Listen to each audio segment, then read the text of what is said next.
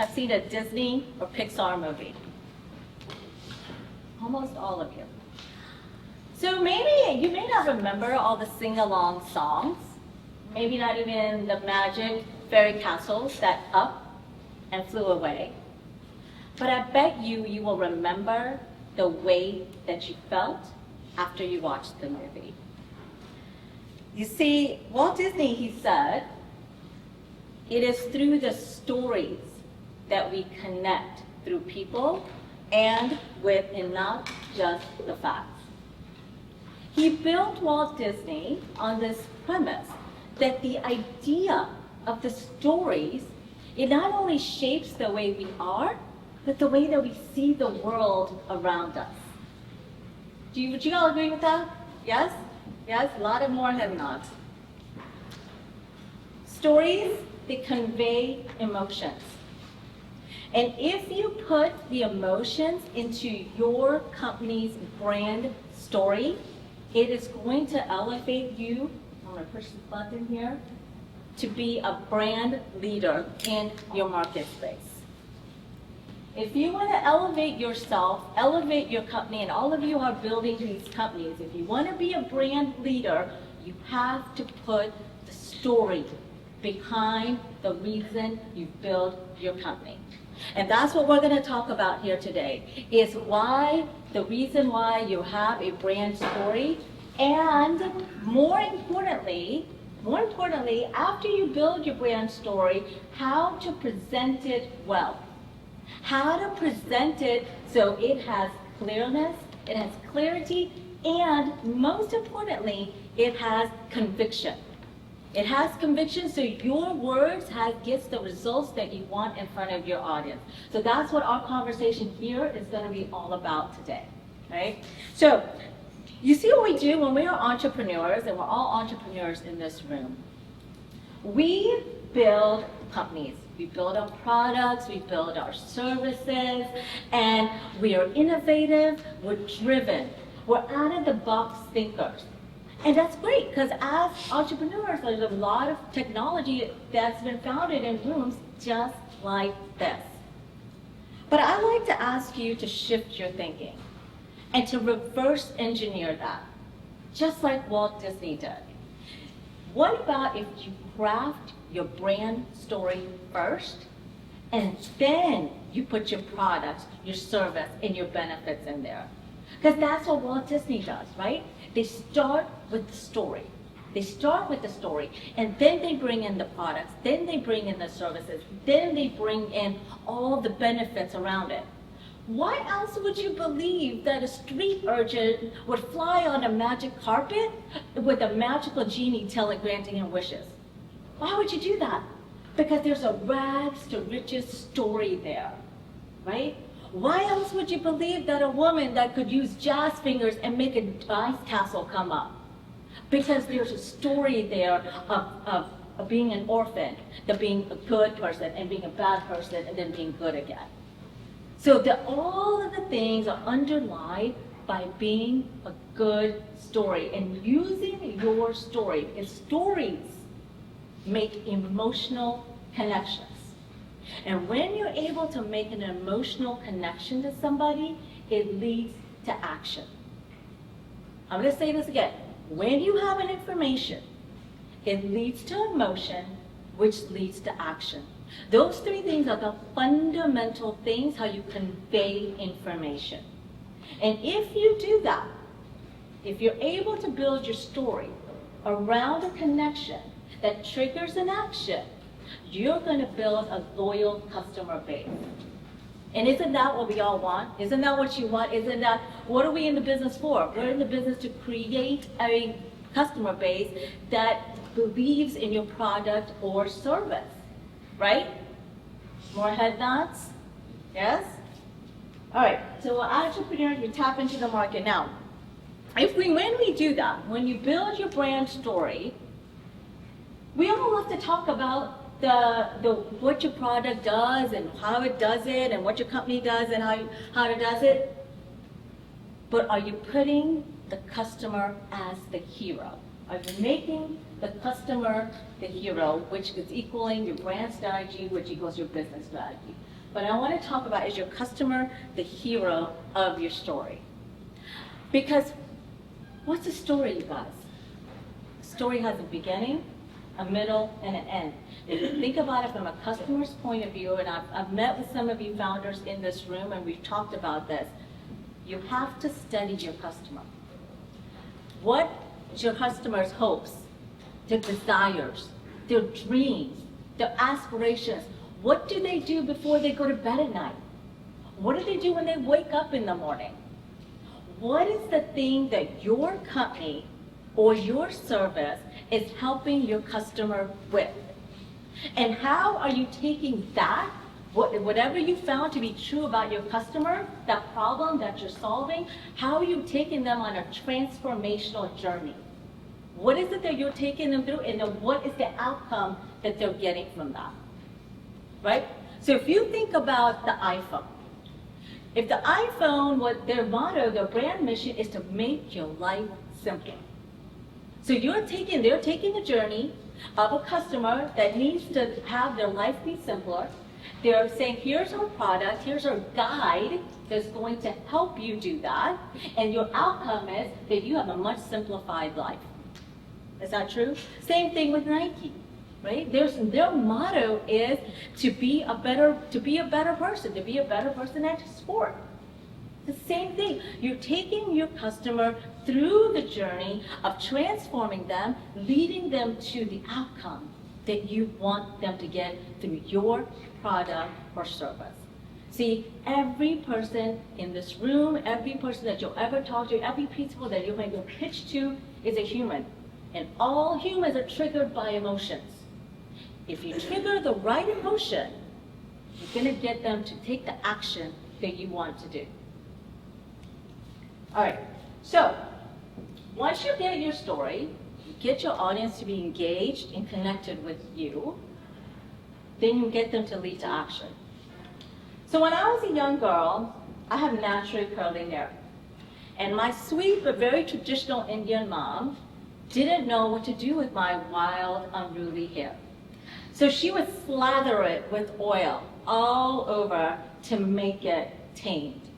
And she would say to me when I was younger, honey, no man is going to want a wild, crazy hair girl.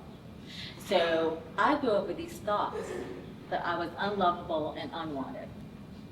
So I grew up, went to college, graduated. My first job was at Turner Broadcasting in Atlanta. And after my first paycheck, I made an appointment with the most poshest hair salon in town. And I went in there, and the hairdresser, the most empathetic human being ever, looked at me and looked at the mess that I walked in with, and he gave me my guide, which is an Aveda product. The Aveda product transformed me and my hair to make me feel beautiful and confident. Now, I am an Aveda brand zealot. I will move mountains to buy an Aveda product because it transformed my life. You want your customer to be so connected and engaged with your product that you have transformed them and taken them on a journey to give them the outcome that you want. Yes? You want your own set of brand zealots. And it can be done through it making your product a company, getting that brand story. And how you do that is by learning who your customers are. You have to get to who they are because you're making them the hero in your journey and how you get there. So I want to go on and tell you a little bit about me. Have you guys seen this product on the left here? Has anybody ever seen this toy on the left? Yo, and my people, thank you. So I was born in Chicago. And when I was a little girl, my mom used to tell me this toy is called the Fisher-Price Chatterbox. So when I was a little girl, my mom used to tell me that I would spend hours on this product, on this phone, this toy. And I would just story tell for hours using my imagination. So when I was little, I knew that I had the gift to communicate. And when I was 8 years old, my family decided to move to Charlotte, North Carolina. So from the bustling city of Chicago, I moved to the pastoral dreamland of Charlotte, where cows were now my neighbors. When I was 8 years old, I got on the bus for the very first time because in Chicago, I got to walk to school. And I was so excited to ride the bus, the big shiny bus that I had seen in school pictures and in shows. So I had my mom put my hair in pigtails, and I had these peak bows put in my hair, and I get on the shiny bus. And this little boy that's walked up to me, who never had seen anybody that looked like me before, walked up to me and he said, "Do you live in a teepee?" And I said, "I don't know what that is. But can we draw a picture of it together?" My point here is that I always knew how to form a relationship between communication, connection, and then community. So then I grew up. My first job was at Turner Broadcasting in Atlanta. I moved to Seattle. I started working for corporate marketing and T-Mobile, and I got recruited by Starbucks corporate in their international marketing department. In 2020, I had a chance to give a TEDx talk, and my TEDx talk revolved around this very same premise of connecting the dots between communication, connections, and community. It's the same thing when we talk about information, which leads to emotion, which leads to action. If you can get those 3 points to connect in your brand story, again, you will understand how to be the leader in your market space. And when we do that, once you develop your brand story, we're going to talk about how to present it well. But this is really, I'm not a stats girl, and I will only pepper you with this one stat, and I hope you come away with it. What gets your consumers to buy? 84% of consumers buy through an emotional connection. 84%. So when we talk about brand story, and you talk about how to trigger that emotion that your customer wants most, even if you're tapping into fear. Why do people buy flashlights, y'all? Think about it.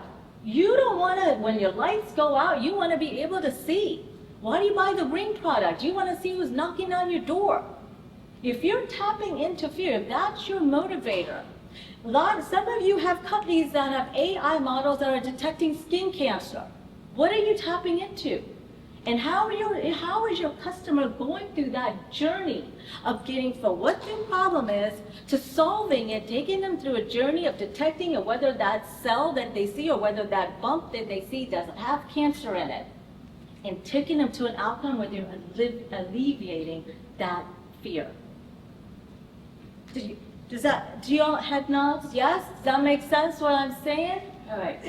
Because companies with a strong brand story outperform others by 20%. And I know you guys want those odds. 1 in 5, you'll take it all day long. Yes? More head nods. Yes? All right, good. Because I want y'all to have that. I'm standing here, y'all, because I want you guys to have that. And I promise, if you follow this, if you really believe that if you formulate your brand story around this and you take your customer on a journey, because it is not about the fact that you grew up on a farm and now you've started a farming company. It's because your customer believes that you need their product to get them to their end point.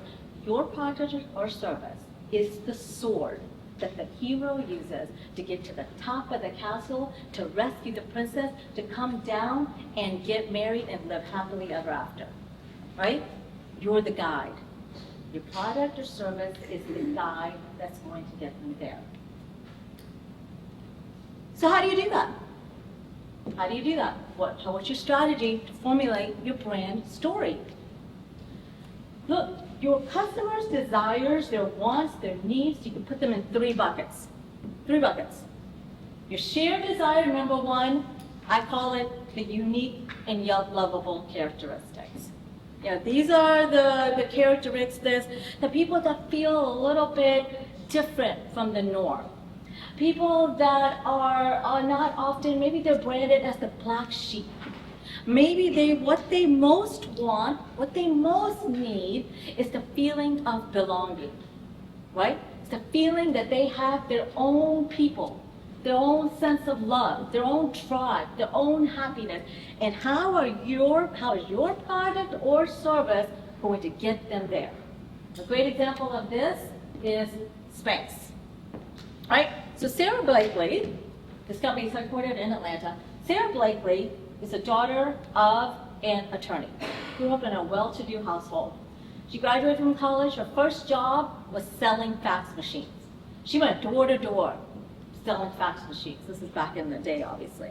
And how many of you females in this room wore hosiery? You guys remember wearing pantyhose? Yes? And how lovely it made you feel? No, but I wore them, right? And they would get runs in them, and it was just uncomfortable. And I mean, and you guys would probably relate. I'm sure you've worn things in your life that are uncomfortable. So, but Sarah Blakely had to put this on, and she was just like, "This is the most ridiculous product ever. Who invented this?" So she said, "I'm going to change this." And she had very negative body image issues. She's like, "Why am I putting this thing on? It's not making me feel good. I don't feel confident."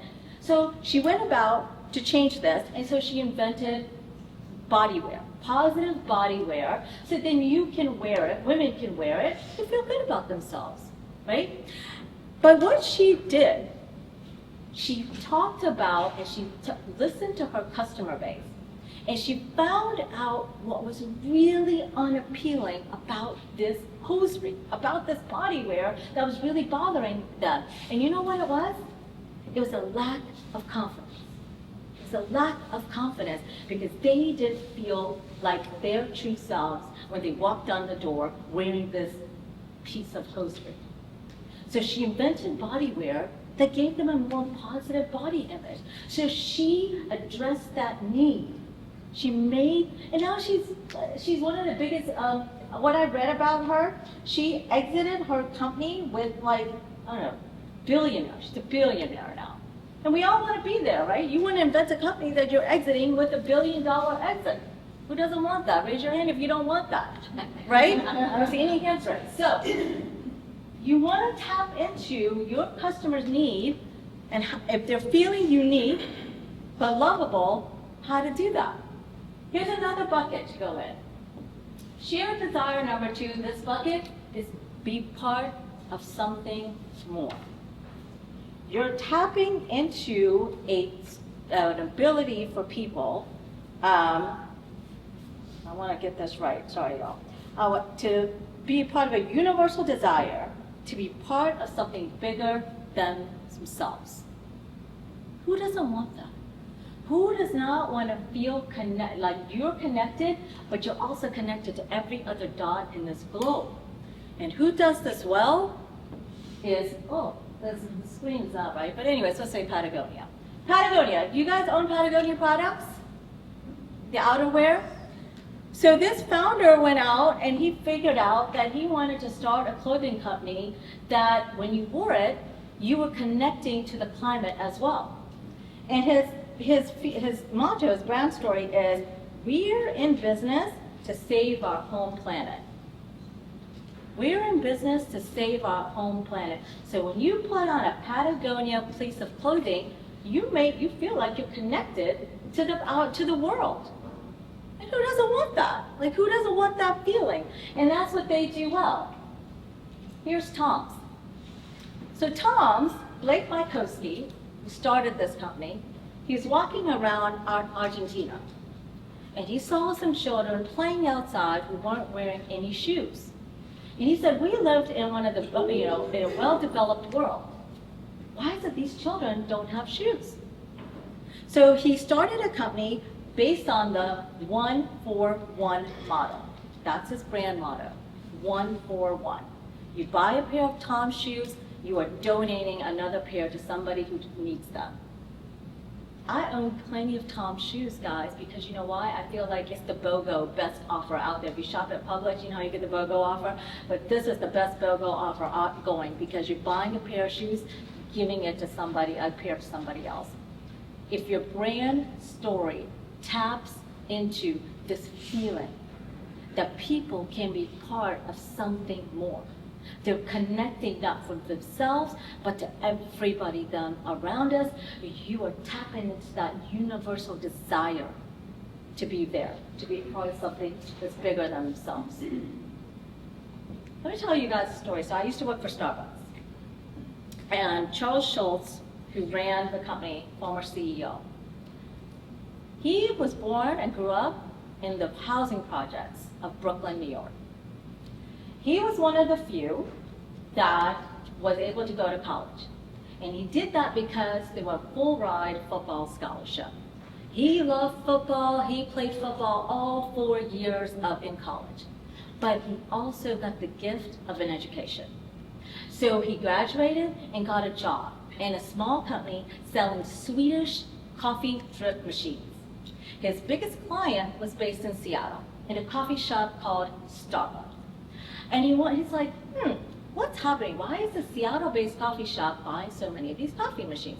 So he took a trip out to Seattle. He landed there, and he was awed by Seattle and the culture and the people.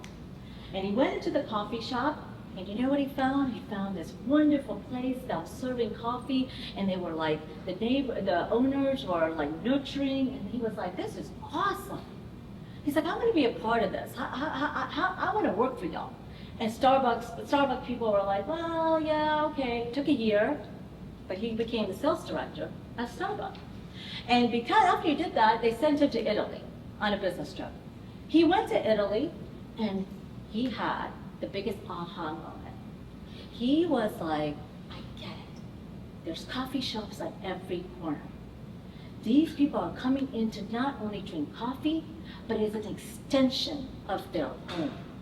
They are like gathering for life lessons, stories, just to have conversation. But essentially what he got from it was he was in an environment that felt like their own house. So he went back to Seattle. He talked to the people at the coffee shop Starbucks, and he's like, you guys are having it. This is what we're going to do. We are going to build these coffee shops all over the place, and it's going to become everyone's third home. And the Starbucks people were like, nah, not for us. Yeah, we're good. We generate a lot of profit. We don't want to do that. Charles, being an entrepreneur, he said, okay. He quit Starbucks, went down the road. He started his own coffee shop, and he called it Gianardi's. Gianardi's was exactly what he wanted it to be, what he learned about in Italy. And it became a huge success. That in a year's time, he went back to Starbucks, bought Starbucks for $3.8 million, and Starbucks was now born. Charles Schultz built that company to be an international corporation with 16,000 plus units. But the story is, I was working there, and we were called into a meeting, and Charles Schultz was not listed on the invitees.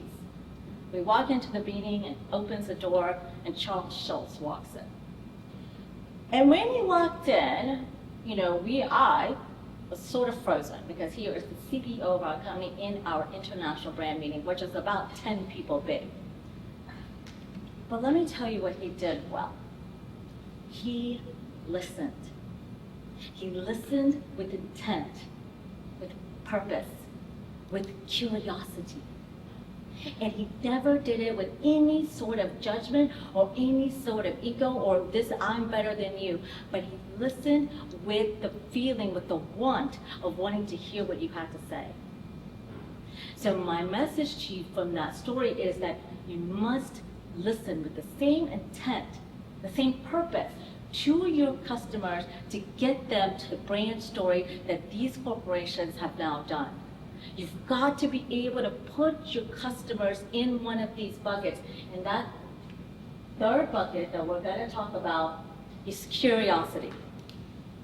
Curiosity about the unknown. Who doesn't want to learn more about space?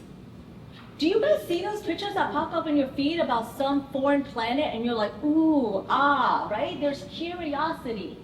Curiosity about, and that is a huge untapped desire. How can you tap into it when your customer wants to be a part of that? How does your product or benefit or your service get there, get them there, take them on that journey so then they get to that outcome, then now they're in the know. How do you do that? Now, I wanted to bring up this company. They're not as well known as banks and some of the other ones, but this company is called OutSchool. They're part of the Y Combinator. You guys have heard of that, the Y Combinator incubator, right? They were part of them back in 2015, and now they're worth $140 million. But this company satisfies the curiosity for learners and for parents. It's an online platform. You can take classes about mythology, about animation, about coding. Whatever you're curious about, it takes their customers on a journey where they're curious, gives them a platform to learn more. Now they are know more. Now they can go out into the world and know more, right? This is an example of how you can tap into that and make that, now they're like one of the brand leaders, just like some of the other online platforms are. Now we talked about how you can develop your brand story, and then I wanted to mention to you, how do you present it well? Once you've got your story, how do you tell the other people in your audience, one-on-one, one-on-few, one-to-many, how do you tell your story well? Because you may know it up here, and it may come through your heart, but if your words don't say what you're intending for them to feel, then you're not going to achieve the outcome that you want. So I've invented this magnet method. This is just a quick synopsis of it, but I want to talk to you about the hook. And I've talked to you about it in small groups, and we'll talk about it again as the afternoon wears on. But the hook. You have 7 seconds. 7 seconds to hook your audience. Have you guys seen the planes that take off on one of those big naval ships and out in the middle of the ocean? Have y'all seen those, the jet fight planes that come off and go out? You need to think of yourself as the pilot of one of those jet fighter planes. You have 7 seconds to take off with your story, your beginning, your pitch, your presentation. 7 seconds. I open minds with a question. I love questions. Questions are really good. It gets your audiences to engage with you. Or go with a remark. Why do pineapples go on pizzas, you guys? Anything to get your people in the audience, their brains to think, what did that person just say? Or, let me give you a little tip. Silence is a friend. Think about how you can use silence in your talk. And I'm talking about use it sporadically. But if it's used well with intent, silence can be one of the most powerful tools you can use as a beginning of your hook. Again, use it well, use it sparingly, but it gets your mind to stop, to think, and to say, what is that person going to say next? The front cortex of our brains is called the amygdala. The amygdala. The amygdala fires neurons. I've studied this. It fires neurons, so then your brain knows that the person what they're about to say, it sends them signals like beep, beep, beep. This person's got something to say. Stop, listen. I'm also a mom with 2 kids, so that also comes into that too. But start with your hook. Your hook, your 7 seconds, it can be a question, it can be a remark, it can be a stat. We use stats sparingly because, if people don't get it, then they're not going to understand what you're going to say or how to relate to you, how to connect to you, how to engage, and then importantly, how to be loyal to what you're saying. All right? Second thing is heart. Heart is your story. What's your story? What's your why? Why are you doing this? Why did you build it? When I was sitting in the small groups with you guys, one of the questions I asked you was, why? What is your why? I want to know. The people that are in the audience want to know. Because that's a way to relate to you. How am I going to say, why did you build that company that solves for plant waste? Why is that important to you? Why is it important to me? And most importantly, why is it important to your customer? So, home. Home is the message. In order for your brain to remember what you're saying, you got to repeat it a minimum of 3 times. How many times? 3 times. So, if you want your brand story to be relevant, you want to be the leader in your market space, say your message 3 times. Say it once, say it again, and at the end, say it 1 more time. It's the power of 3. You know how you see 3 bullet points or 3 things? It's the power of 3. You want to say it once, you want to say it again, and you want to say it 1 more time. Because your brain, that's how it thinks. That's how it wants you to get the message in. I can get into all kinds of nuance because I've studied it, but I just want you to know, believing when I tell you this, if you say it with love and with patience and with, most importantly, with details, it'll come across like that to your audience.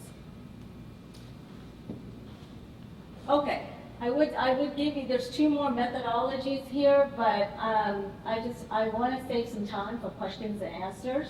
So please do join my newsletter.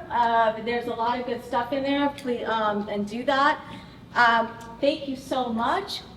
Please, this is my email.